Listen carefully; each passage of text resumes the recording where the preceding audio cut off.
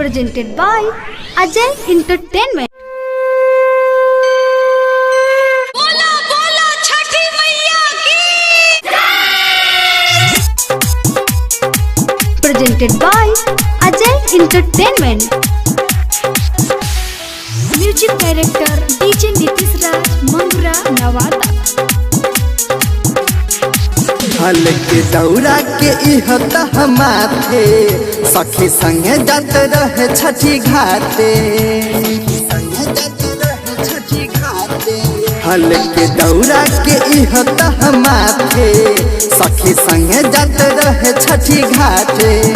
सीधा ऊपर से आइल नहीं हमके बुझाइल, सीधा ऊपर से आइल नहीं हमके बुझाइल। जब देखनी हा दौरा सखी कोरबा में धैले रहे बबुआ सखी, ठकुआ लेके उड़ गेल कौआ सखी।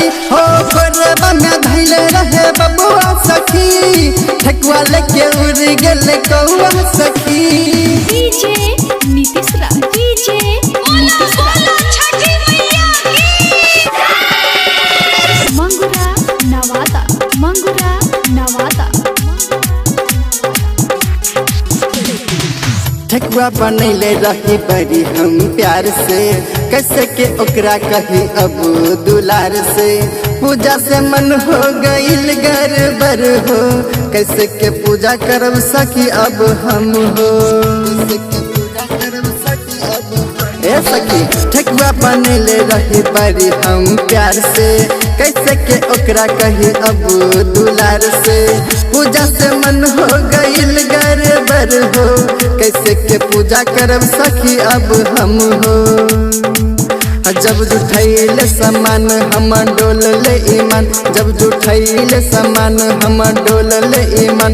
भर मौआ सखी कोरबा में धैले रहे बबुआ सखी, ठकुआ लेके उड़ गेल कौआ सखी। हो कोरबा में धैले रहे बबुआ सखी, ठकुआ लेके उड़ गेल कौआ सखी। DJ Nitish Raj DJ Nitish Raj बोला छठी मैया की Mangura Nawada Mangura Nawada. PS recording studio Darbhanga. गैले बागीत देख मनोज माइकल, यह तो बात हो बड़ी बेहाल हो। मनीष मिसाइल लिखले बात गीत हो, सनी सजन में बतैले ठीक हो। ए सखी गैले बागीत देख मनोज माइकल, यह तो बात हो बड़ी बेहाल हो। मनीष मिसाइल लिखले बात गीत हो, सनी सजन में बतैले ठीक हो। ठकुआ लेके भागल हम हो गईली पागल, ठकुआ लेके भागल हम हो गईली पागल। संत इहा गम कौआ सखी, कोरबा में धैले रहे बबुआ सखी, ठकुआ लेके उड़ गेल कौआ सखी। हो कोरबा में धैले रहे बबुआ सखी, ठकुआ लेके उड़ गेल कौआ सखी। PS recording studio Darbhanga.